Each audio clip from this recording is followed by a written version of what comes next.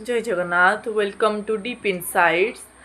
आज आम आलोचना करवा आमर जो रही ओडिया साहित्य रही ओडिया साहित्य जो रहिले आदि कवि सारला दास को संपर्क में आज आम आलोचना करवा।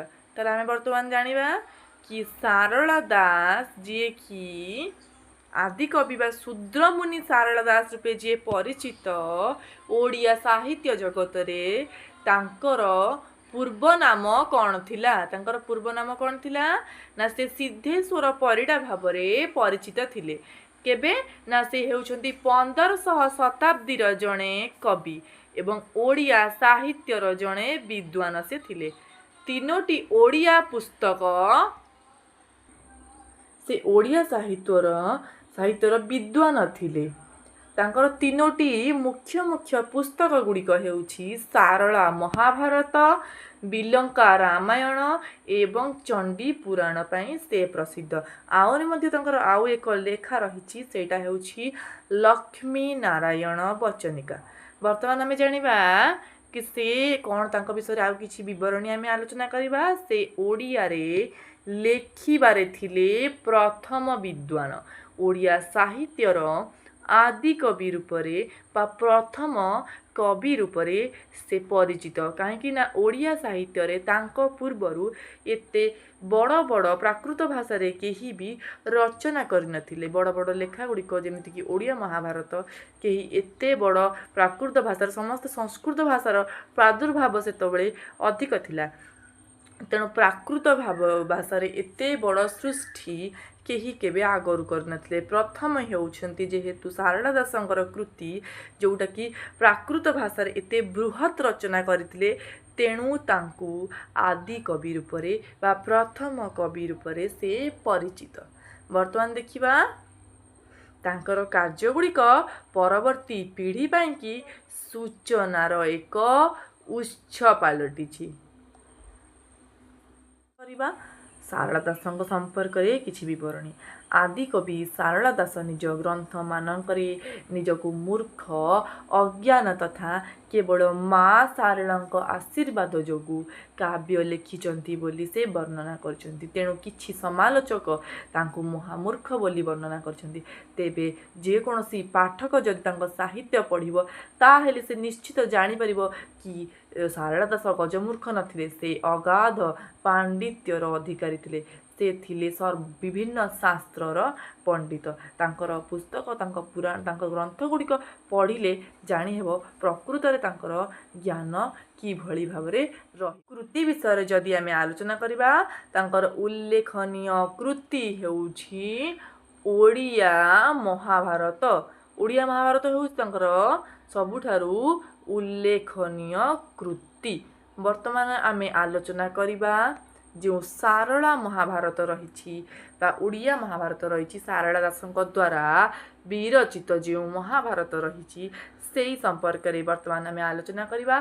साहित्य रे आदर्शवाद प्रचार करने जातीय कवि सारला दासंकर अन्यतम लक्ष्य रही।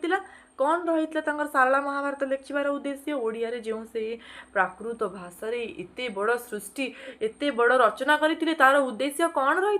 सामाजिक आदर्श बोधर प्रतिष्ठा पाई से आपणार विशाल ग्रंथ महाभारतर कथन रे जेउठी अवकाश पाई आदर्श बोध को विभिन्न चरित्र राजी रे मुखरे प्रदान कर समाज को गोटे से कौन कर वार्ता प्रदान कर विभिन्न चरित्र माध्यम। देखो आप मैंने महाभारत पढ़ले जानीपर महाभारतर प्रत्येक चरित्र से खल चरित्र हो माने कि आम कहीपर कि से पॉजिटिव चरित्र हो कि नेगेटिव चरित्र हो जहाँ भी हो ना कहीं से चरित्रर निजस्व किसी गुणावली रही जो गुड़िक कि बहुत महत् गुणावली एवं से गुड़िक गोटे गोटे चरित्र माध्यम मनुष्यर गुणावली को सेठारे कौन रिप्रेजेंट करा जायछि कि किभली आमरे मनुष्य माने किभली परिस्थिति रे किभली ताहाकू मान जीवनर केमती बंचिबार ढंग जदि आमे शिखिया को चाहिबा महाभारत हमकु जीवन बंचिबार शैली श्रीकृष्ण एवं अर्जुन को कथोपकथन माध्यम रे हमकु मिली थाए।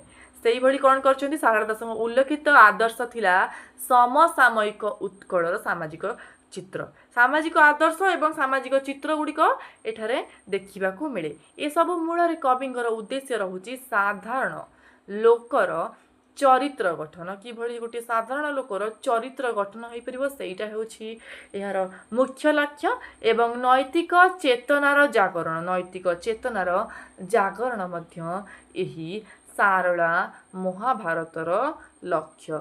वर्तमान आम सारला महाभारत को आलोचना कर सारी वर्तमान आम देखा तांकर द्वितीय सृष्टि तांकर कौन थिला ना तांकर द्वितीय सृष्टि होछि बिलंका रामायण रे कौन रही ना देखु रावण को बध आमर जो वाल्मीकि द्वारा रचित जो रामायण रही तो आम जानी से आम आलोचना करें जानी रामायण रे कौन रही। वर्तमान आम देखा सारला दास द्वारा रचित बिलंका रामायण रे कौन रही देखो रावण को बध करी प्रभु रामचंद्र पत्नी सीता एवं भाई लक्ष्मण जितेबाला अयोध्या को फेरी आसती से समय रे रामंकर राज्याभिषेक आयोजन रे सारा अयोध्या उत्सव मुखरित हो उठता है किंतु विधिर विचित्र विधान विधि अनुसार ही कार्य संपादित होता है जोटा विधि रही आज पर्यंत भगवान निजे मध्य चाहिए परिवर्तन करें नहीं जमीती आम देखा है कि किंतु विधिर विचित्र विधान अभिषेक हो गले रामचंद्र राज कार्य व्यस्त जीवे तेणु बिलंकासुर को बद्ध करी देवता मानंकु किपरि उद्धार करिवे बोली ब्रह्मा को जम पचारि ब्रह्मा को जम पचारि जदि रामचंद्र जदि राज्याभिषेक रहिबे तेबे तो से राज्य कार्य संभालिबे ना तेणु वर्तमान बिलंका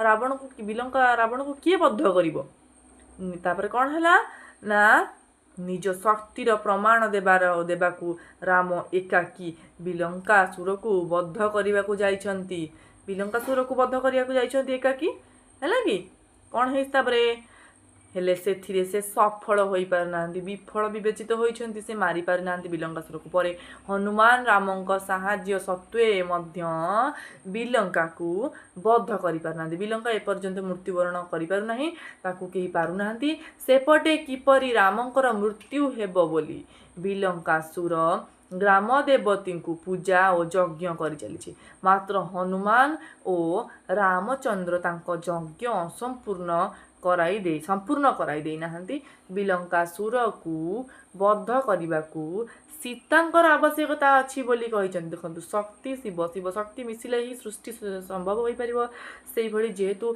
एठी राम जेहेतु करि पार नाहंती बिलंकासुर को बद्ध तेणु एठी सीतांकर आवश्यकता पड़ी जगत जननी माँ ही तांको बद्ध करें तेणु देवता माने कहिबारु हनुमान जाई सीता और लक्ष्मण को बिलंका को आनिछंती राम लक्ष्मण हनुमान मिलित भाव युद्ध करी बिलंकासुर को मारी पारि नाहंती शेष देवगण माने राम लक्ष्मण हनुमान जे कि रावण को मारते से एपर्यंत मारी पारे शेष देवगण सीता को प्रार्थना कर राक्षस को बद्ध करने को निवेदन करछंती वर्तमान कौन होइछंती सीता चित्रसेन रथरे बसी देखो मन रखिए कौ रथरे आसी चित्रसेन रथरे आसी कौन है ना युद्ध भूमि को आसिक पहुँचती युद्ध करी शेष विवस्त्र हेबारु बिलंकासुर सीता को हरण करने को स्थिर करथिबा बेले राम लक्ष्मण मिलित अस्त्र रे राक्षसर मृत्यु होइछि पर रामंकर राज्याभिषेक उत्सव महासमारोह रे परिणत होइछि एभली भाव बिलंका रामायण रही स्टोरीटी वर्तमान आम बिलंका रामायण आलोचना कला करबा वर्तमान तांकर जो रही आम आलोचना करवा सारला महाभारत टी को आम आलोचना कर देछे वर्तमान आम आलोचना करवा चंडी पुराण रे कौन रही अनेक देवता को आनी बंदी करिबारु देवता माने भयरे लुचिले कौन देखिए प्रथमे चंडी पुराण पार्टी देखिबा प्रथमे आम आलोचना करवा चंडी पुराण विषय देखिबा सुक परीक्षित संवाद छल कवि चंडी पुराण रे समस्त कथा को वर्णना कर सुख एवं परीक्षित एमानकर संवाद माने कथोपकथन छल चंडी पुराण रे समस्त कथा को वर्णना कर महाभारतर बिलंका रामायण परी चंडी पुराण ग्रंथटी कवि सारला दास चंडी आज्ञा तांकरी भाषा को प्रकाश करिवार वर्णना करिसेंती। एही पुराण परवर्ती काल रे हिंदू मानकर घरे चंडी पुराण भावरे अद्यावधि पूजित हेउछि।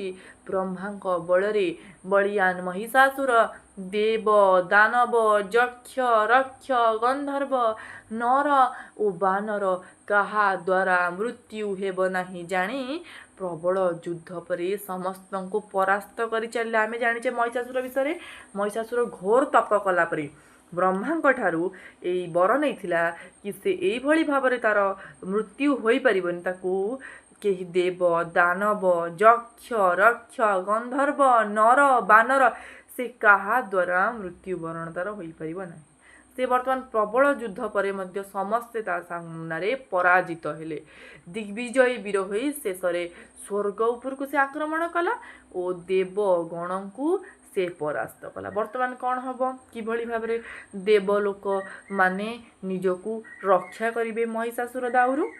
चंडी पुराण देखिया नेक्स्ट आलोचना करिया चंडी पुराण कौन हैला किभली भाबरे देवता माने निजकू एवं मर्त्यलोक को सुरक्षा देले महिषासुर बळरू अनेक देवता को आनी बंदी करिबारु देवता माने भयरे लुचिले एबे कौन हम देवता मुखर अग्निरु देवी दुर्गा जन्म नेले। वर्तमान देवी दुर्गा जन्म नेले दुर्गा नासिनी महिषासुर देवी मोहिनी रूपरे टाणी होई तांको स्त्री रूपे पाइबा पई तार सेनापति चामर बेमाळ काळ विकाळ कांतिमाळ बिड़ाक्ष रक्तवीर्य वीरघंट कालदंत आदि को पठाइला। मात्र देवी समस्त को मारी शेषे महिषासुर को बध करी समस्त को शांति प्रदान कले। देवी कृपारू समस्त को शांति मिला। वर्तमान आम आलोचना करवा सबुठारु शेष ग्रंथटी आलोचना करवा जोड़ा हूँ लक्ष्मी नारायण वचनिका सारला दास कृति।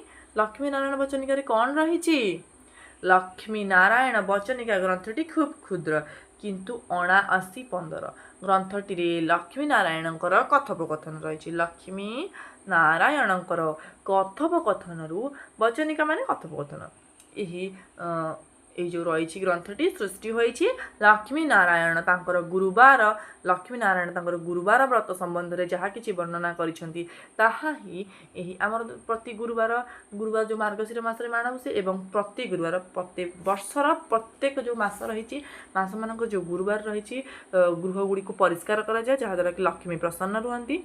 लक्ष्मी मंडा फूल पद्म फूल ओ अँला पूजारे बहुत खुशी हुअंती भक्त मानंकु मन जानी फल देथांती। लक्ष्मी पुरुष और स्त्री मानकर विभिन्न आचार व्यवहार कथा कही कहा पाखरे कम रहंती वर्णना करिसेंती। कोठी से रहिबे सेही विषय वर्णना कराहेछि।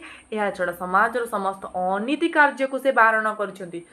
समाज रे केउं दिन कौन करिवो कौन न करिवो भल बा मंद काम कले केउं फल मिले गुरुवार व्रत भाबरे समाज को सी उपदेश प्रदान करिसेंती। गाई बाछुरी जन्म देले केते दिन परे दुहिबा कथा केउं तिथि रे नियमावली केउं तिथि रे कौन खाइबा निषेध दांतरे नख काटिले की फल एथिरे सब वर्णना रही। ए सब द्वारा विशृंखला दूर होई गोटे सुस्थ समाज गठन होई परिबो बोली सारला दास एही लक्ष्मी नारायण वचनिकाटी को रचना करिसेंती। क्लासटी वर्तमान आम एटी समाप्त करवा। आशा करुच्ची क्लासटी आपण पय बहुत उपादेय हेबो। Do like share subscribe to our channel connect with us for such educational videos.